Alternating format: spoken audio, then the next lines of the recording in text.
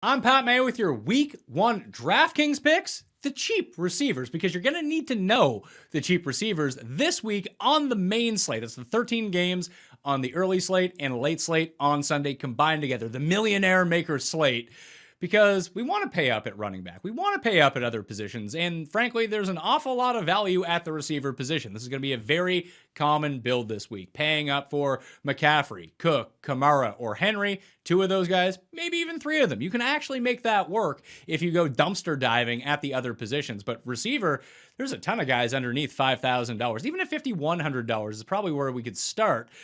But Marquez Callaway is likely the one that everyone is going to gravitate towards. We know Michael Thomas. They're dogs in this game by 4 points. Jameis is playing quarterback. He's already locked in with Callaway. Expect him to be the most popular of these scrub options, though. And I'm not saying never play the popular players. That's definitely not what I'm saying in this regard. What I am saying is that you probably want to fade high-owned, cheap players, especially at wide receiver. Because at running back, if someone lucks into an injury and all of a sudden they're $4,000, at least you can mine their workload. We still don't know what the target share is going to be like in New Orleans. Now, I think it's more likely than not that Callaway pays off his price. I'm looking at my projections right now on runthesims.com, and Callaway is the 3rd best points per player dollar on the slate at $3,400. He makes a lot of lineups work, but there's other guys in that $3,000 range that come in with a fraction of the ownership who have just as high as upside, just as high as downside, and they're going to be wildly under-owned compared to Callaway. So all you have to do is say,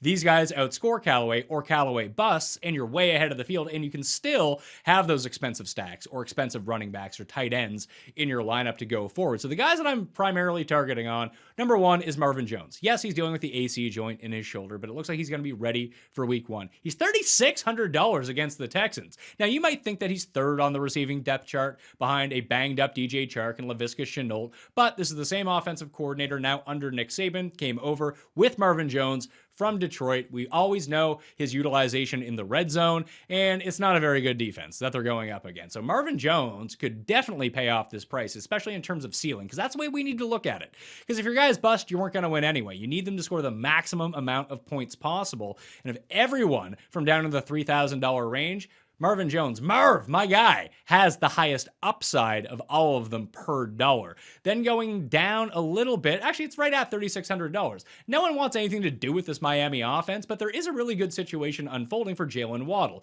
Not a lot has been made of him in the preseason. There's no Will Fuller playing, and the narrative is that Belichick is going to stymie Tua. Tua's no good. Maybe that's true, and maybe you lose because of it. But we're getting a top-tier receiving talent in his first game. That's why he is so lowly priced in a potential boom matchup. No Stephen Gilmore to slow him down. Yeah, the Patriots defense is good, but it's not like lock down everyone. And those are easy throws with the previous established connection with Tua, with Waddle. So $3,600, that is a way to save some salary. Other than that, Michael Pittman really does stand out at $4,100 as the leading option on the Colts. We expect him to be the wide receiver 1, anticipate around a 25% market share. Yeah, Carson Wentz might suck and that might hurt, but they are underdogs at home in this game against Seattle. Seattle's talking about pushing the pace so far this year. So those are 3 guys, Pittman, Waddle, and Marvin Jones, that can save you a ton of money at receiver this week, and they're not going to be super duper popular like Marquez Callaway. So just hope that Callaway doesn't outscore the 3 of them, and all of a sudden your lineups are looking great week 1 on DraftKings.